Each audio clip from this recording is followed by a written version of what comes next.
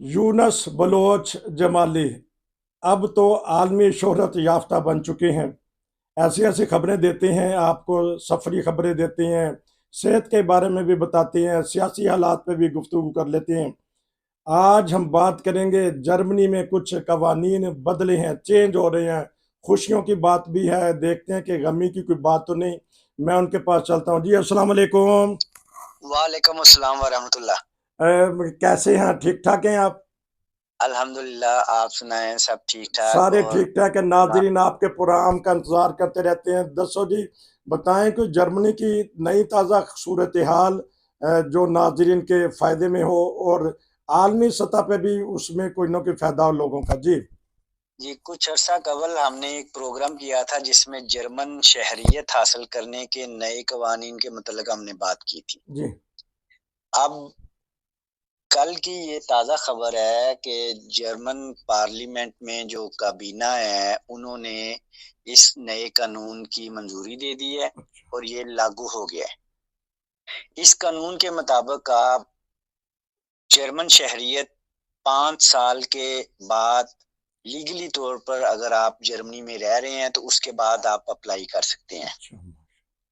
और इससे कबल आपको 8 साल का अरसा गुजारना होता था, फिर आप जर्मन पासपोर्ट के लिए अप्लाई कर सकते थे। ठीक।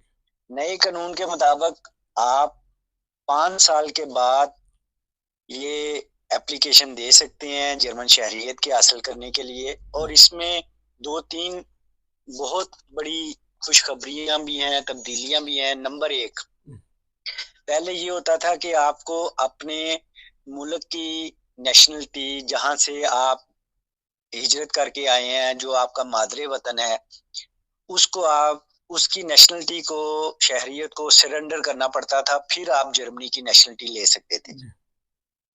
नए कानून के मुताबिक अब आपको इसकी कोई जरूरत नहीं है। अच्छा। अब आप दोनों नेशनलिटियां रख सकते हैं। यानी कि अगर फर्ज करें आप टर्की से यहाँ पर माइग्रेट होकर आए हैं, तो आप टर्की की शहरियत भी रख सकते हैं, और इसके अलावा आप जर्मनी के लिए भी शहरियत अप्लाई कर सकते हैं और जर्मन पासपोर्ट भी आप हासिल कर सकते हैं। जी। इसी तरह अगर आप पाकिस्तान से हो, बांग्लादेश से हो, इंडिया से हो, तो आप वहाँ के पासपोर्ट भी रख सकते हो, वहाँ की शहरियत भी रख सकते हो, और नए कानून के मुताबिक जर्मन का पासपोर्ट भी आप हासिल कर सकते हो। जी। 5 साल अगर आप यहाँ पर लीगली तौर पर, यानी कानूनी तौर पर आपने गुजारे हों। ठीक। इसमें ये कोई कानून की वजाहत नहीं है कि आपने असाइलम किया है यहाँ पर, अच्छा। आपने स्टूडेंट बेस के ऊपर यहाँ पर वक्त गुजारा है, अच्छा। या आप किसी स्पोज के वीजे के ऊपर आए हुए हो यहाँ पर, या गेस्ट वर्कर, या जिसे काम का वीजा है उसके ऊपर आए हो। आपको 5 साल का अरसा गुजरने के बाद आप नेशनलिटी के लिए अप्लाई कर सकते हो।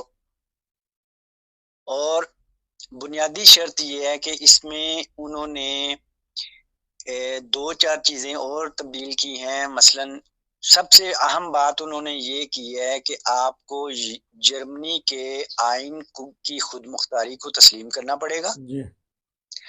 और दूसरा, आपको यहाँ के मुआशरे की जो कदरें हैं उनको एक्सेप्ट करना पड़ेगा और उनके मुताबिक अपनी जिंदगी को ढालना पड़ेगा। ठीक। फिर आपका टेस्ट होगा और उस टेस्ट के बाद आप एप्लीकेशन दे सकते हो। ठीक। और इसका अरसा भी उन्होंने कम कर दिया है, यानी जो BR बाइटू साइट जिसे कहते हैं कि दरखास्त देने के बाद जो एक वक्त होता है कि इतने वक्त के अंदर अंदर उन्होंने दरखास्त को मुकम्मल करना होता है, वो भी उन्होंने 3 महीने कर दिया है सिर्फ। अच्छा। 3 महीने के अंदर अंदर दरखास्त देने के बाद आपको यस या नो में जवाब मिल जाता है। अच्छा।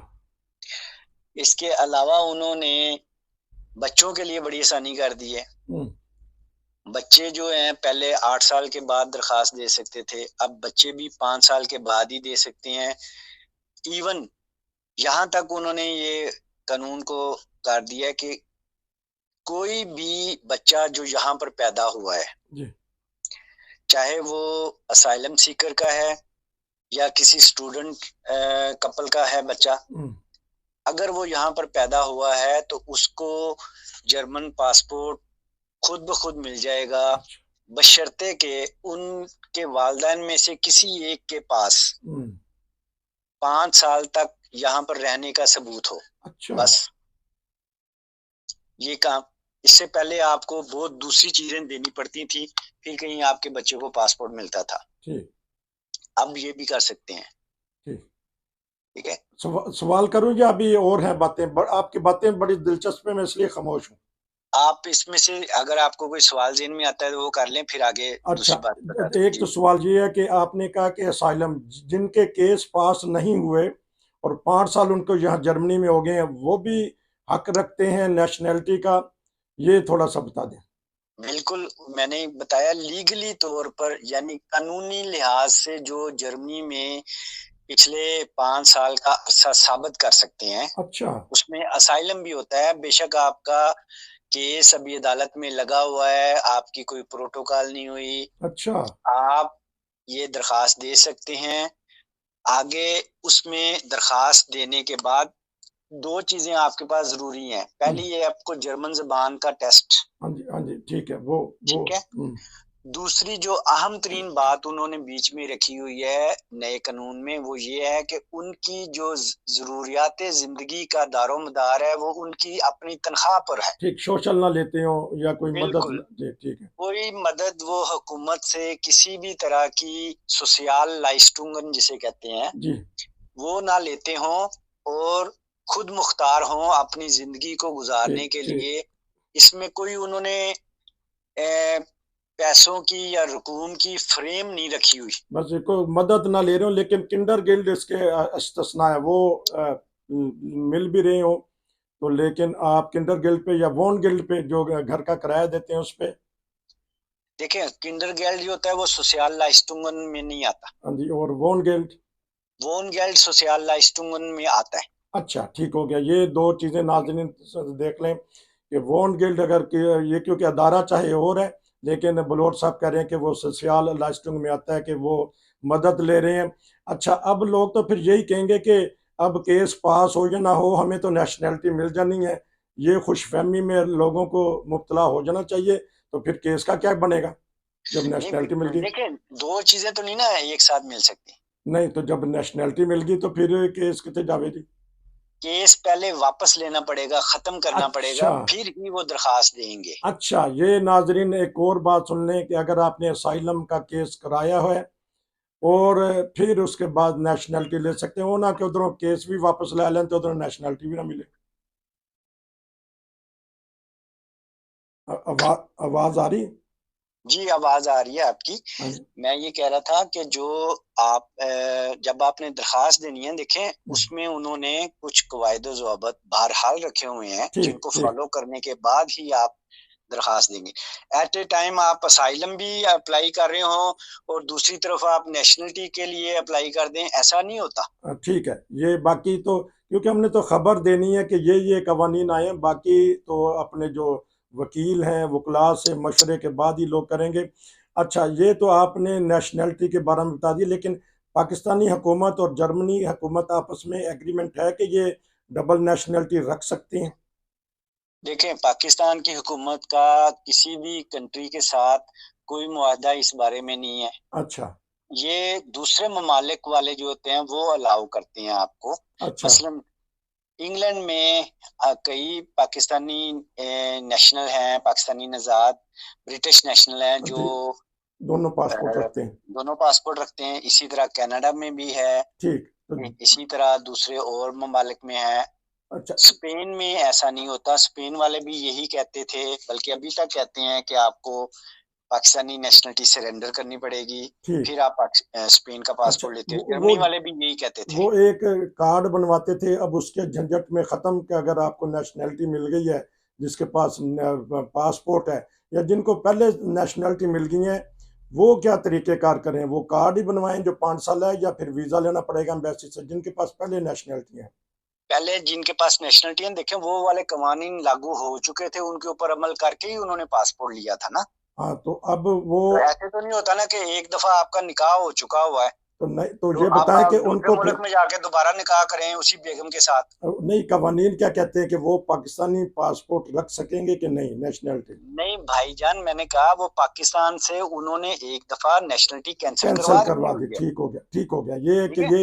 ये बात हाँ। बता दी कि अगर पहले हमने नेशनलिटी कैंसिल करवा दी है, उनके लिए ये सहूलत नहीं है, उनको वीज़ा लेना पड़ेगा, या वो 5 साल का कार्ड है वो बनवाना पड़ेगा। ये एक नेशनलिटी के बारे में बता रहे थे, और बताइएगा, फिर मैं अगर कुछ सवाल हुआ तो करूंगा बीच में। जी, इसके अलावा ये बात है कि जो असाइलम सीकर्स हैं उनके लिए इन्होंने बहुत जल्द रिफॉर्म लेकर आ रहे हैं कि जिसमें विद इन 6 मंथ अच्छा, ये फैसला करेंगे कि आया उनका केस आगे जा सकता है या उनको अप्रूवल होना है। इसके ऊपर फिल वक्त पार्लियामेंट में बहस हो रही है। अच्छा, और गर्मियों की छुट्टियों के बाद उम्मीद है कि जब इनकी खिजा में पार्लियामेंट बैठती है, जिसे अक्टूबर नवंबर में जब ठीक इनकी है। सिस्टम ऑन होता है, उसमें ये नए कवानीन भी पेश किए जाएंगे। छः सात इस छः वक्त महीने के अंदर आप कह रहे हैं कि असाइलम के केस का भी फैसला हो जाया करेगा। तो अभी मेरा एक और सवाल पिछले नेशनलिटी के बारे में था कि अब तो कहते हैं कि जब रात हाउस में या म्यूनसिपल कमेटी में जाए, वो कहते हैं साल 1.5 साल हमें तंग ना करें। अब आपने खुशखबरी दे दी है कि चंद माह के अंदर अंदर उनको जवाब लाजमी देना है। देखें, ये कवानीन तो यही कहते हैं, लेकिन आपको मैं सीधी बात बता रहा हूँ, जर्मन का जो बेहोर्डे है, जर्मन के जो दफ्तर हैं, ब्यूरोक्रेसी है, वो वो खुद दुनिया की इंतहाई पचीदा। शदीद तरीन पेचीदा और लोगों को तंग करने वाली है। बहरहाल काम इसमें का बोझ इनको भी होता है। पता है काम का बोझ है, इसलिए भी तो हो सकता है। कोई काम का बोझ नहीं होता, ये अच्छा, चले, सिर्फ और सिर्फ इनकी एक टेक्निक है। ठीक है। ठीक है। जर्मनों के अंदर ये खासियत है, ये पैदाइश से लेके ये समझते हैं कि चले, जी चले, हम ही सबसे बेहतर हैं। हाँ चले जी, कमेंट्स नहीं तो आ जाएंगे, ठीक है, क्योंकि हम इस मुल्क में रहते हैं। उसकी नहीं बाद नहीं, मैं चीजें हम ये बात बताते हैं। देखें, जो हकीकत है, बात सुने मेरी। ठीक है। हम पाकिस्तानी नजाद जर्मन है, हम उनसे ज्यादा जर्मन बन जाते हैं। पंजाबी में ठीक। कहते हैं ना, जर्मन काठे। हाँ, तो वो ठीक है। एक अब ये, अच्छा, अंग्रेज ये काठे, तो आपने हम जर्मन एक, काठे बन जाते हैं। अच्छा, बड़ी आपने खूबसूरत बात बता दी है कि नेशनलिटी के बारे में, असाइलम के बारे में। तो कुछ और सहूलियात जो गैर मुल्कियों को मिल रही हैं वो बताइएगा, और जो लोग आसपास के मुल्कों में रहते हैं, उनके पास वहाँ के पासपोर्ट हैं, वो जर्मनी आके फायदे में रहते हैं या नुकसान में रहते हैं? इटली हो गया, जर्मनी स्पेन हो गया। इस वक्त यूरोप में सबसे ज्यादा इन्फ्लेशन और महंगाई का शिकार हुआ है, और ये इनकी हुकूमत ने खुद की है। अच्छा, जर्मनी हुकूमत ले, 20% यहाँ पर महंगाई बढ़ी है पूरे यूरोप में। अगर किसी कंट्री में 10% बनी है, 13% बढ़ी है, तो जर्मनी वो कंट्री है यूरोपियन यूनियन में जिसमें सबसे ज्यादा बढ़ी है। अब ये महंगाई ठीक बढ़ है। गई है, क्योंकि और लेकिन ये इन्होंने जानबूझ के किया है, ये इसमें आप और हम दोषी नहीं है, ये हुकूमत की पॉलिसी है। ठीक हो गया। ठीक है। क्योंकि मैं ये असल में मैं ऐसे क्लिप लगा देता हूँ जो बाहर अंगे बोर्ड या ऑफर लगी होती हैं, ये सहूलत दे देती हैं मार्केटें कि वहाँ से सस्ती चीज़ें भी मिल जाती हैं, इसलिए हम गैर मुल्कियों के महसूस नहीं होता। लेकिन अगर जिस तरह ये बता रहे हैं, ये शरह के हिसाब से बता रहे हैं कि यूरोप में सबसे महंगाई जो हुई है, जो रियासत जर्मनी में हुई है, लेकिन बाज़ प्राइवेट फर्में जो हैं वो ऑफर लगा देती हैं। मैं क्लिप लोगों को दिखाता रहता हूँ कि जर्मनी सबसे सस्ता मुल्क है। इसका मतलब ये नहीं कि यहाँ महंगाई नहीं, महंगाई है, बलोच साहब कह रहे हैं जी। और बताइएगा, 2-3 मिनट रह गए। मैं आपको सिंपल एक मिसाल देता हूँ, आप देखें, दूर ना जाएं। आप यहाँ की एक बड़ी मशहूर सौगात है, डोनर के बाब उसे हाँ, कहते ठीक है, हैं। ठीक है, वो, ठीक हाँ है। जी, ठीक है। टर्किश। वो आज से महंगाई से पहले आप सारे जगहों पे जाके चेक कर लें, हाँ वो जी, 3 यूरो चलिए। से लेके 5 यूरो हाँ, के हाँ जी, दरमियान ठीक है, मिलता था। उस, हाँ जी, ठीक हो गया।